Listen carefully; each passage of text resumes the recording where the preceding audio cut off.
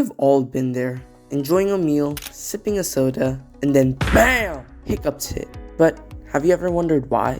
It all starts with your diaphragm, a muscle that helps you breathe by moving air in and out your lungs. But sometimes it gets a little overexcited. When the diaphragm spasms, it causes a sudden intake of air, which crashes into your vocal cords, creating that unmistakable hic sound. Hiccups are often triggered by eating too quickly, drinking carbonated water, or even sudden excitement. While they can be super annoying, hiccups usually go away on their own. The next time you hiccup, just remember it's your diaphragm's little reminder that it's working hard for you.